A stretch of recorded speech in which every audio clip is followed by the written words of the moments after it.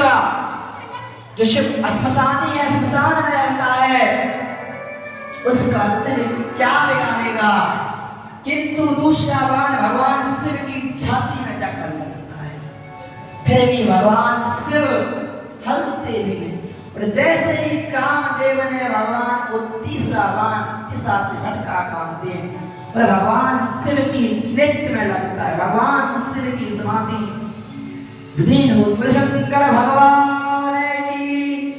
और भगवान शिव के नेत्र में लगता है, भगवान शिव क्रोध में लाल बम आगे। और भगवान शिव इतने दिवस से तपस्या में थी, तो भगवान शिव के नेत्रों में आग पहले से ही भरी थी सती के प्रयोग से। और जैसे ही भगवान शिव की रोशनी जाकर कामदेव के ऊपर पड़ती है, कामदेव जलकर भस्म हो जाता है। कामदेव की पत्नी रति देवी वहीं खड़ी हुई थी, जैसे ही अपने पति को जलते हुए भस्म देखती है, भगवान शिव के चरणों में गिर पड़ती हैं और शिव से प्रार्थना करती हैं, यस्यास्ते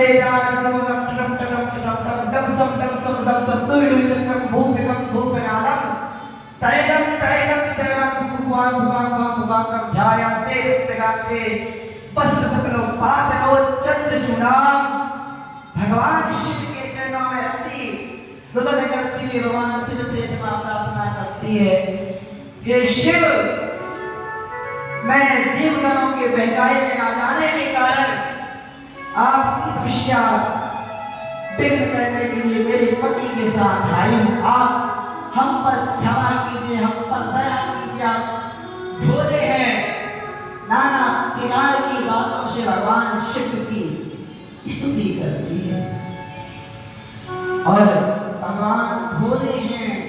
भगवान शिव रति की क्षमा प्रार्थना स्वीकार करते हैं और रति को कहते हैं, द्वापर में जब भगवान श्री कृष्ण जन्म लेंगे और उनकी भगवान श्री कृष्ण की पत्नी रुक्मिणी के गर्भ से आपके पति जन्म लेंगे और शंबरासुर का वध करेंगे, तब आप उनसे द्वारा आपका मिलन होगा। इस प्रकार भगवान शिव की तपस्या होकर भगवान शिव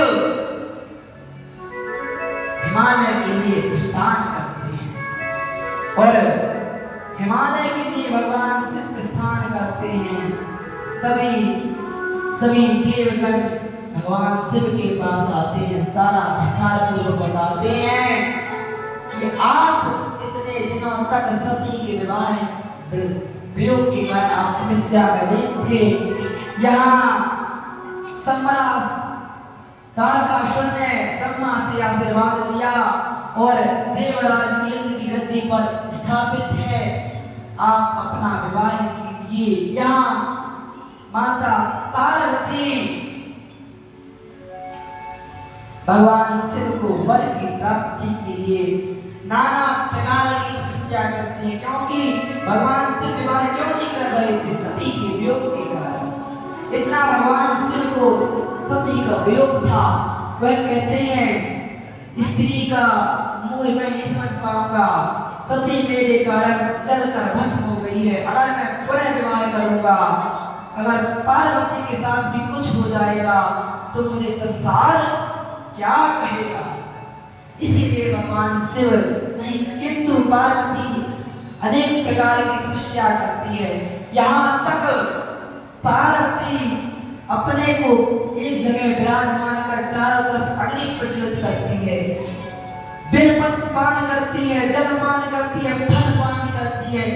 अनेक वर्षों तक माता पार्वती तपस्या करती है, किंतु भगवान शिव अग्नि पुष्ट नहीं हो रहे। सप्त ऋषि जो 7 ऋषि हैं, सप्त ऋषि माता सती को मनाने आते हैं कि आप उस वैरागी को त्याग दीजिए। ये भगवान शिव ने ही भेजा था सप्त ऋषियों को कि आप जाइए और माता पार्वती को भ्रमित कीजिए, वह इस तपस्या से विलीन हो जाए। किंतु माता सती पार्वती कहाँ मानती भगवान शिव स्वयं सती की परीक्षा लेने के लिए लटका धारण करके आते हैं, किंतु धन्य माता पार्वती जो संकल्प होता है ना, अगर हमारा संकल्प मजबूत है तो कोई उसे कस्से मस नहीं कर सकता।